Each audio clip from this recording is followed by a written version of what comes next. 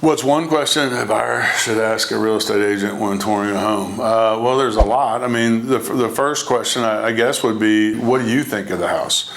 It's kind of hard to ask the question sometimes, because when we work with somebody to buy a house, like if I work with you to buy a house, it becomes a very intimate experience very quickly, and I learn an awful lot about you and the way you live and what you want and all that kind of stuff that sometimes you don't think of on the top of your brain, right? It's in the back of your head, but you don't think about the top of your brain. So let me tell you a story about a guy that he moved from, this was, God, like 10, 12 years ago.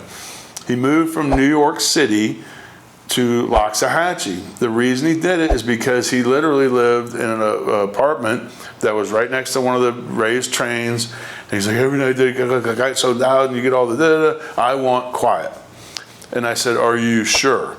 I said, I think that you should maybe rent out here for a month or something before you buy here, because what you're telling me I hear, but man, out here it's a totally different experience. Nope, this is what I want. I want space. I want an acre of land. I want the quiet. I want the, and I'm like, okay, you realize that out here, and at the time there weren't even street lights really. I mean, there were some, but they were like on the corners of the street. They weren't, like the whole road didn't have a, I'm like, when it gets dark here, it gets dark. It gets pitch dark, right? It gets silent.